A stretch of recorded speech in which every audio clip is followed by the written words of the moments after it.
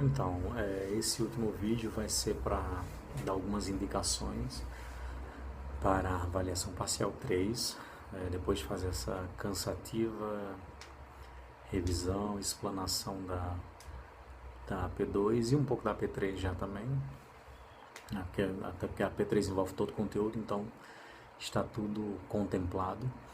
Mas aí peguei aqui o nosso programa do curso, né, desse curso, da disciplina, e aí vou pontuar algumas coisas desde o início, desde as primeiras aulas, que eu acho interessante vocês darem uma olhada, revisarem com cuidado, com carinho. Enfim, uma das primeiras coisas que são basilares para a formação de vocês é quais são as funções da administração. E aí é aquilo que vocês já viram, aquilo que eu já falei no início do semestre, enfim, planejar, organizar, dirigir ou executar, ou barra controlar e, aliás, ou barra liderar e controlar. Ou seja, planejar, organizar, dirigir e controlar, certo? Uma outra coisa que eu preciso que vocês vejam, quais são os papéis dos gerentes, né? Um dos papéis de gerente é a decisão. Como é que se dá o processo decisório? O que é um processo decisório? Qual a diferença entre decisões programadas e decisões não programadas? Quais são as etapas de uma decisão? Por que é importante tomar uma decisão? Além disso, a diferença e os conceitos de eficiência, eficácia e efetividade, o que é cada um deles e qual a relação entre eles. E aí a gente entra para a análise administrativa. O que é a análise administrativa? Quais são as fases da análise administrativa? Lembrem que são três grandes fases que se dividem em fases bem menores e ainda tem as críticas ao planejamento, a crítica à implementação, enfim, levantamento, planejamento, implementação, diagnóstico, e na fase de diagnóstico nós podemos realizar por meio de observação pessoal, por meio de aplicação de questionários, por meio de entrevistas. Então tudo isso é importante que vocês vejam. Essa é uma análise administrativa, tem a questão dos consultores, que podem ser internos, que podem ser externos, tem a questão de fazer um bom diagnóstico, de analisar bem os problemas, e aí a gente já liga com as ferramentas da qualidade, que foram aqui faladas também. Quando você quer falar sobre processos, a gente puxa sobre fluxogramas que tem o fluxograma de bloco e os outros fluxogramas que utilizam símbolos. Esses símbolos são importantes que vocês saibam, pelo menos alguns, como eu já falei para vocês. Além disso, mudança, o que é mudança, qual a importância da mudança, porque as pessoas resistem, né? O que leva as pessoas a resistirem.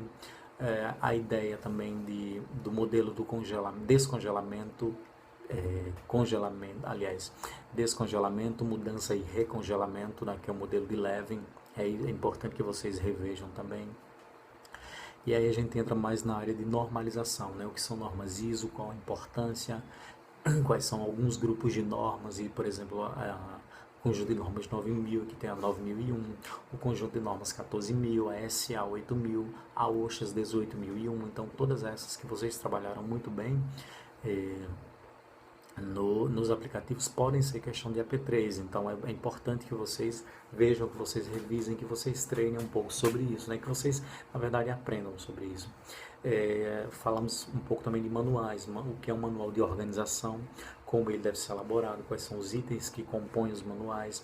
Ele pode ser manual de organização, manual de políticas, que está mais relacionado aos gerentes, a questão estratégica, né, que é um manual mais elaborado de forma genérica e filosófica, e também tem um manual de procedimentos, que é aquele orientado para a realização dos processos, dos procedimentos em si. Ok? Então esse é mais um conteúdo que é importante.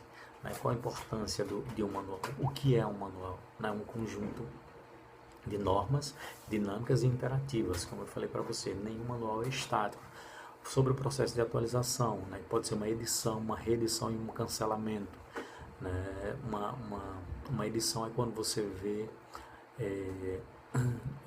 aliás, uma atualização por meio de uma edição é quando você enxerga um pequeno problema. Uma reedição é quando você enxerga que pelo menos 2/3 do manual está comprometido, então você faz uma reedição. Um cancelamento é quando ele não mais responde à realidade da empresa. Então isso é importante. Além disso, a gente entra na questão de estratégia. O que vem a ser uma estratégia? Qual a importância de uma estratégia para as organizações? Lembrando que a maioria das estratégias, se não todas elas, devem ser focadas no médio e no longo prazo, nunca no curto prazo. Estratégia para curto prazo quase que não existe. Existem essas três dimensões, só que estratégia, quando se fala de estratégia, é mais para longo prazo. Por exemplo, o planejamento estratégico, você não pode fazer um planejamento estratégico para curto prazo, ok? Lembrem sempre disso. A arquitetura organizacional é formada por um conjunto de coisas, pessoas, estrutura organizacional, tecnologia, certo? E aí é onde entra a questão da departamentalização do organograma, do funcionograma, do lotacionograma. O que vem a ser organograma? É a estrutura gráfica, a formatação gráfica das unidades organizacionais da empresa. Funcionograma, quais são as funções de um determinado setor. Lotacionograma, onde é que as pessoas estão, onde é que elas estão dentro da organização. Layout é o arranjo físico de pessoas, de processos, de tecnologia dentro das organizações. Sistemas de informação. O que é um sistema de informação? É um sistema que vem a apoiar a decisão dos gerentes. Lembrando que ele tem abrangência de toda a organização, mas que o SIG, é o Sistema de Informação Gerencial, apoia a decisão do gerente. E existe uma relação importante. A informática nos trouxe isso, esse benefício muito grande para as empresas. E a relação é o seguinte: quanto maior o nível de informação, menor é o risco, maior a probabilidade de certeza, maior a probabilidade de acertar na decisão. Os sistemas eles geram relatórios que podem ser acessados pelos gerentes e isso ajuda no processo de decisão, certo? Deixa eu ver aqui o que a gente tem mais no nosso plano de ensino. Qualidade, temos a questão de qualidade, né, que está diretamente relacionada à padronização, à normalização, e aí nós abordamos outras coisas como o Inmetro, como a ISO, como a ABNT, que é o órgão de certificação aqui no Brasil.